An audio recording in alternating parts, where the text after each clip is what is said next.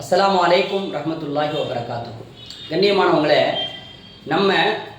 நம்மளுடைய வருங்கால தலைமுறை இருக்கிறாங்களே, நம்மளுடைய குழந்தை செல்வம், இவங்களை நல்ல விதமாக வளர்க்கணும்னு நம்ம பல நேரம் கனவாக காணுவோம்.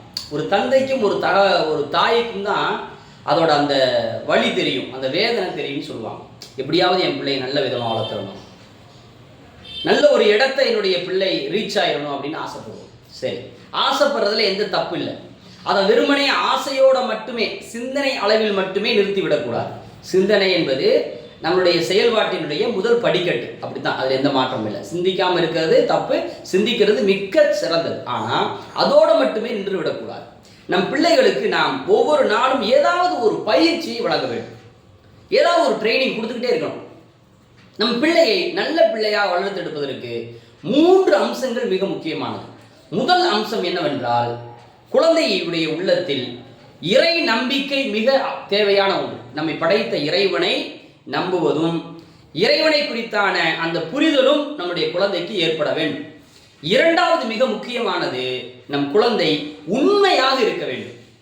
உண்மைங்கிறது ஒரு குழந்தைக்கு தேவையான ஒரு அம்சம். இன்னைக்கு உலகத்தில் நடக்கக்கூடிய எல்லா தவறுகளுக்கு பின்னாலும் ஏதோ ஒரு குழந்தை பிராயத்தில் பெற்றுக்கொண்ட தீய பழக்கங்கள் தான் உலகத்தில் இருக்கக்கூடிய குற்றங்களுக்கான கருவாக இருக்கிறது என்று பல அறிஞர்கள் சொல்லித் தருகிறார்.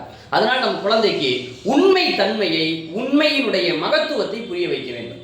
மூன்றாவது மிக முக்கியமானது, நம் குழந்தை எப்பொழுதுமே ஆணாக இருந்தாலும் பெண்ணாக இருந்தாலும் வீரமான குழந்தையாக இருக்க வேண்டும். வீரம் என்பது ஒரு குழந்தைக்கு தேவையான ஒன்று. நன்மையை ஏவுவதற்கும் தீமையை தடுப்பதற்கும் ஒரு குழந்தைக்கு தேவையான பண்பு என்பது வீரமாக இருக்காது. அந்த வீரத்தை நாம் கற்றுக் கொடுக்க வேண்டும். வரலாற்றிலே ஒரு நிகழ்வு நடக்கிறது.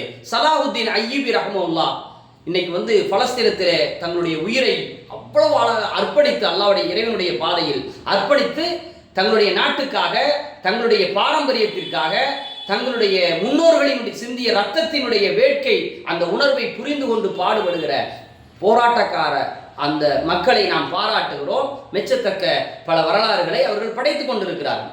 அவர்களுடைய பூமியில் வாழ்ந்த சலாஹுத்தீன் அய்யூபி ரஹ்மத்துல்லாஹ் அவர்கள் மிக மெச்சத்தக்க ஒரு வரலாற்று ஆசிரியர். அவர் மிக மெச்சத்தக்க ஒரு போர் வீரர். அவருடைய உற்ற சகோதரருடைய வாழ்க்கை நடந்த ஒரு நிகழ்வை சொல்லித் தருகிறார்.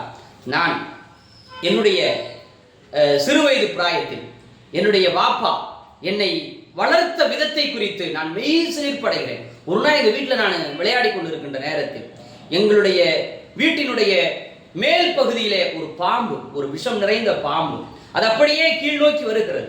அதை பார்த்து கொண்டிருந்த என்ற தகப்பன் அமைதியாக நின்று என்ன செய்ய வேண்டும் என்று யோசித்துக் கொண்டிருந்தார்.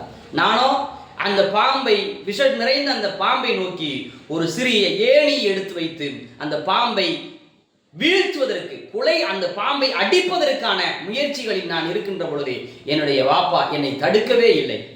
அந்த விஷம் நிறைந்த பாம்பை நோக்கி என் மகன் நகருகிற அந்த நகர்வை கவனித்துக் கொண்டிருந்தாரே தவிர, ஐயோ உன்னை கடித்து விடும் என்று பதட்டப்படுத்தி என்னை விளக்கவில்லை. எனக்கு வீரத்தை என் தகப்பன் அப்படி கற்றுக் கொடுத்தார் என்று வரலாற்றிலே, சுயசரிதையிலே பதிவு செய்திருப்பதை நாம் பார்க்கிறோம். இது மட்டுமல்ல, இது போன்று லட்சக்கணக்கான உதாரணங்கள் உலகத்தில் இருக்கிறது, குழந்தை வளர்ப்புகள் சார்ந்து. ஆக இந்த 3 பண்பை நாம் நம்முடைய பிள்ளைகளுக்கு கற்றுக் கொடுப்போம். நம் வருங்கால தலைமுறையை தலைவர்களாக இந்த உலகத்திற்கு விட்டு செல்வோம், வெற்றி பெறுவோம். அஸ்ஸலாமு அலைக்கும் ரஹ்மத்துல்லாஹி வபரகாத்துஹு.